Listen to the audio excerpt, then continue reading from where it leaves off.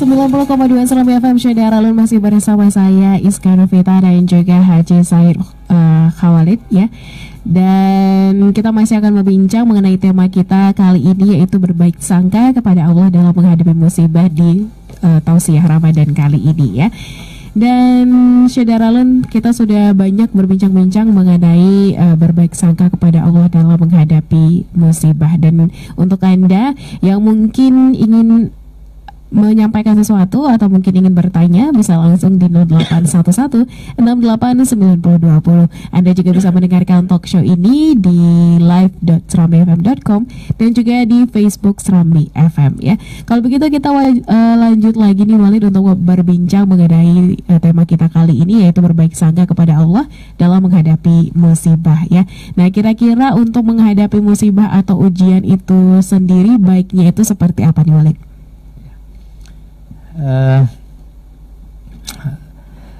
Yang pertama sekali kita harus mempersiapkan diri itu ya, bekal iman ya, bekal iman.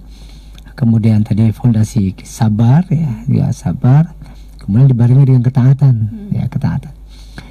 Karena ini masing-masing punya kelebihan yang luar biasa untuk menghadapi cobaan.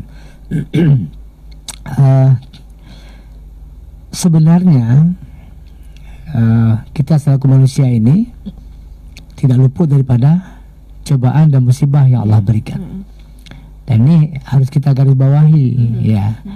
Kapanpun, dimanapun, siang dan malam ya, itu selalu cobaannya akan datang. Cuman kita tidak tahu gilirannya itu kepada siapa. Ya, kita itu nggak tahu rahasia Allah. Dan itu betul-betul mesra sekali rahasia ini, tidak tahu. Kalau seandainya manusia itu tahu, tentu dia mungkin akan lari, ya, pokoknya kan gitu. Ya. Ini ada satu contoh ya, cerita ketika manusia itu berbeda dengan makhluk lain ya, seperti lembu katakanlah seperti itu, kerbau, kambing dan sebagainya. Kalau ingin disembelih, kan mereka ini kan harus dibuat terapi terkejut dulu sebenarnya. Kalau dalam bahasa asingnya apa namanya, stunning ya, stunning, terapi terkejut. Nah, kadang-kadang begitu dibentak ataupun dipukul di pantatnya terkejut gitu, itu melemahkan saraf-saraf ya. Nah, itu namanya stunning, terkejut. Artinya dengan gampang mudah dieksekusi ya. Tetapi bagi manusia mungkin ada juga stunning nih, tapi stunning model ilahiyah ya. Terapi terkejut model ilahiyah. Ada kalanya Allah berikan sakit. Dari sakit pelan-pelan menjadi sakit yang parah, yang berat. Atau sedang enak-enak jalan di jalan ya, tiba-tiba ada yang menyambar. Ya, katakanlah roda 2 ya, atau kendaraan roda 2 tabrak ya kita dari belakang, nggak tahu ya. Itu kan jalan cerita ya, mendapat musibah. Ada lagi yang tiba-tiba kecelakaan, ketubruk ya, ataupun memang naga kambing ya, itu juga membuat terapi yang luar biasa. Itu membuat kita menjadi terkejut amat sangat, sehingga itu juga ada yang pingsan, ada yang langsung meninggal dan sebagainya. Nah, ini sebenarnya yang stunning ini ya, cara aba-aba seperti ini yang tidak gampang gitu. Itu dari Allah Subhanahu wa taala. Kenapa? Kalau Allah berkehendak dengan jalan seperti itu, Allah akan mengambil nyawa hambanya ya, nggak perlu malaikat buat buat pengumuman dulu. Ya, kalau seandainya manusia itu tahu kapan ajalnya tiba, kapan kecelakaan itu terjadi, mungkin gampang dia, oh ini bakalan banjir besar semuanya. Naik gunung yang tinggi. Nah, kan gitu kan.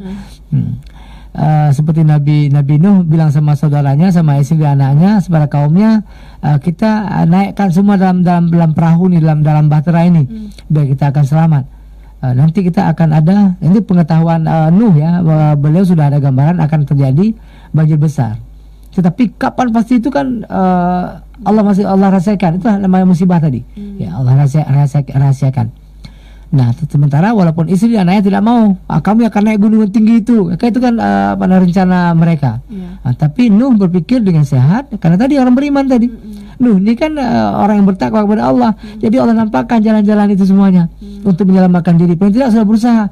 Orang yang berusaha itulah artinya orang yang terkabul doanya. Ya, artinya komunikasinya dengan Allah, apa yang dia sampaikan didengar oleh Allah Subhanahu wa taala ini. Nah, itu apa namanya? Orang saleh ya, orang saleh. Nah, kalau lah tahu kapan itu akan terjadi, tragedi itu akan terjadi, musibah itu akan terjadi, mungkin kita bilang begini, begitu lari bilang nggak kena kan gitu. Tapi ini Allah rahasiakan, Allah rahasiakan kapan Allah berkehendak, Allah inginkan maka akan terjadi. Nah ini salah satu rahasia apa nih musibah itu rahasiakan oleh Allah. Nah, begitu pun terjadi, yang menimpa adalah keluarga kita, saudara kita dan sebagainya. Ya kematian yang wajar lah karena sakit umpamanya, ya sudah berusaha kita dengan sekuat tenaga, kita bawa ke dokter, bolak-balik ke rumah sakit, perawatannya intensif, obatnya juga ya bagus-bagus, tapi memang Allah sudah berkehendak untuk mengambil hambanya. Saya sudah mempelajari, ya sudah mempelajari, tetapi di saat kita mengatakan ini nggak ada harapan lagi kita katakan, tetapi ternyata Allah sembuhkan. Nah, Allah sembuhkan, Allah hidupkan apa ini mungkin nggak diambil oleh Allah, nggak dicabut nyawanya, justru sebaliknya akan menjadi orang sehat walafiat. Nah, cuman musibah tingkat marid tadi, sakit tadi. Nah, tapi ada musibah yang akhirnya pada kematian. Nah, ini juga apa namanya dalam menghadapinya ya tentunya tadi ya apa namanya dengan kesabaran ya, yang dibarengi dengan ketaatan. Nah, wa idza asabathum musibah qalu inna lillahi wa inna ilaihi raji'un. Kalau memang musibah itu datang, jaja'a la yastakhiru sa'ata wa la yastaqdimun. Kalau Allah ingin menghendaki kapan datangnya ajal ataupun musibah dan kematian, ya tidak ada satu orang makhluk pun ataupun tidak ada satu orang manusia pun yang akan menghentikan cobaan itu, dan tidak pula yang akan menunda-nundanya. Tidak ada. Ya. Kenapa? Karena itulah memang tugasnya Allah diberikan kepada malaikat, cabut nyawa si fulan, kemudian apa yang terjadi di sana itu semuanya sudah diatur oleh Allah Subhanahu wa taala. Nah, oleh karenanya dalam hal seperti inilah kita harus mempertebal keimanan kita ya. Memang berkali-kali kita harus sebutkan dengan keimanan. Kenapa? Ada sebahagian orang begitu datangnya musibah maupun kematian, dia ternyata tidak tercatat sebagai orang yang muslim maupun beriman. Termasuk dia tidak sempat beribadah, dia lupa sholat atau lupa berzikir, lupa ingat Allah, ghaflah tadi. Tapi ini termasuk mempersiapkan diri sebenarnya untuk menghadapi musibah. Kita hadapi. Ya tentunya kita mohon kepada Allah supaya diberikan kebaikan kepada kita, ya dunia dan akhirat salah satunya. Ya, yang sering doa sapu jagat itu kan. Supaya kita untuk menghindari, kenapa? Kalaupun ada musibah kita yang baik-baik gitu, bukan musibah yang enggak baik gitu. Ya, yang membuat kita itu stres, frustasi dan sebagainya. Ini banyak. Bukan seperti remaja apanya. Mungkin sedang ada komunikasi, sedang satu rahmi dengan temannya yang berlainan jenis, katakanlah pacaran ya, tiba-tiba putus tengah jalan gitu kan. Menyakitkan kan, karena sakitnya itu di sini kan. Itu juga bahagian dari musibah juga sebenarnya. Ya, musibah karena sakit ya Allah berikan musibah. Cuma ini bervariasi musibahnya. Musibah yang sakitnya kadang-kadang kekosongan rohani, ya tidak ada bekal sesuatu pun di dalam diri kita ini. Pokoknya jadi seseorang pokoknya hubud dunia, dia cinta dunia, terus dia kejar dunia. Itu musibah. Karena dia tidak ingat Allah. Kemudian humul mal, dia cari, dia tumpuk lagi, dia cari lagi, tumpuk lagi. Ya. Sudah dapat gunung emas satu, tapi kepingin ke gunung emas yang kedua. Udah dapat gunung emas kedua, mau ketiga dan keempat dan seterusnya. Ya, takkan pernah puas ya. Kecuali kematian yang akan membuat dia puas, terhenti semuanya itu. Nah, jadi ini kan macam-macam model ya, macam-macam model untuk hubub dunia, hubub mal. Nah, tapi ketika yang paling besar lagi musibah adalah termasuk ketika seseorang itu tidak membawa bekal apa-apa, ghaflah. Dia tidak ingat Allah sedikit pun. Ibadah dia tidak, seperti bulan-bulan puasa seperti ini, udah tidak ibadah, mungkin dia masih main game, ya, masih main game chip gitu ya. Itu kan main judi. Jadi dia nggak sayang diri. Ini musibah ini. Ya, artinya dia tidak mau menjaga kesempatan Allah buka kesempatan untuk hambanya untuk beriman, untuk membekali diri, untuk menjadi orang yang baik, untuk menjadi mengukir amalia-amalia yang terindah. Tetapi dia biasa aja, nggak mau mengambil, hana cok peduli, ya, nggak mau ambil pusing. Udahlah, mungkin kalau seluruh dengan kawan mungkin ngomong gini, ya udahlah, kamu yang alim, kamu aja yang puasa. Sampai begitu, sampai begitunya dia ngomong-ngomong dengan teman-temannya. Ini pertanda imannya tidak berbekas dalam hati dan jiwanya. Artinya dia lupa, ghaflah namanya, lupa kepada Allah Subhanahu wa taala. Jadi janganlah kamu jadikan dirimu lupa pada Allah. Sesungguhnya itu sangat merugikanmu, rugi dunia dan rugi akhirat. Nah, ketika seseorang itu kosong rohaninya, ya, itulah disebut dengan musibah besar. Ya, ini musibatul kabir, ya, musibah besar yang merugikan dirinya dan tidak ada orang yang bisa membantu dan menolongnya. Meminta syafaat Muhammad juga nggak dapat. Karena dia juga jangankan kepada Muhammad, kepada Allah Azza wa Jalla, jadi dia lupa gitu. Nggak sholat, nggak puasa, diberikan uang banyak, haji pun nggak mau naik, ya gitu kan. Padahal kesempatan untuk berbuat itu banyak. Nah, ada harta banyak, seperti hubul dunia tadi, hubul mal, bergunung-gunung tadi, gunung emas. Tetapi dia tidak mau menermakan hasil sebahagian rezekinya itu kepada orang-orang yang membutuhkan, fakir miskin, ya, orang-orang yang minta-minta, orang-orang yang yang cacat, tunanetra dan sebagainya. Dia nggak mau peduli. Nah, kenapa? Dia bilang lagi, ini kan hasil kerja aku sendiri, ngapain kasih-kasih untuk orang. Seperti Karun dengan Musa gitu kan. Diminta sama Musa sedikit, Karun berikan sedikit hartamu untuk jalan Allah. Ada yang gampang bilang sama Musa, ngapain minta-minta? Ini hasil kerja aku sendiri. Aku cari siang dan malam. Pas sebelumnya Karun ini dia orang yang paling miskin, fakir malah, bukan miskin lagi, fakir. Sampai-sampai mau sholat itu, mau ibadah dengan istrinya itu kan harus satu selimut itu kan harus pakai ganti-gantian itu kain sarungnya. Nah, jadi begitu diberikan bekal oleh Nabi, kemudian begitu kaya, dia lupa terhadap kekayaannya itu dari mana. Dia lupa bahwa itu adalah dari Allah Subhanahu wa taala. Oleh karenanya kita harus kembalikan ini stamina ini sebenarnya. Ya. Hadirnya bulan suci Ramadan ini untuk mengembalikan stamina untuk menghadapi hal yang lebih besar lagi. Paling tidak musibah yang Allah berikan itu bisa kita atasi dengan adanya iman dan takwa dalam dada kita. Nah, hari ini masyarakat kita berlomba-lomba untuk berbuat baik. Hari ini orang-orang kaya di Aceh ya tidak menahan, dia selalu memberikan nafkahnya, memberikan harta kekayaannya kepada orang-orang yang membutuhkan. Tidak sedikit juga di luar sana mungkin yang menyumbang kain sarung ya. Kemudian ada lagi menyumbang paket-paket ya untuk memudahkan orang-orang miskin ya, anak yatim dan sebagainya. Ini ganjaran yang paling besar di sisi Allah Subhanahu wa taala. Lebih-lebih lagi kita lakukan itu di bulan suci Ramadan yang pahalanya lah berlipat ganda. Nah, tentunya semua ini ya, kita sebagai hamba yang lemah, yang dhaif, kita tidak mendahului Allah Subhanahu wa taala, namun kita harus terus memperhambakan diri di hadapannya. Karena Allah itu yang diminta adalah ketaatan kita, ya. Cara ibadah kita yang baik dan benar, kemudian hadirkan hati selalu kepadanya, merindukannya, mencintainya, kita sebut-sebut namanya.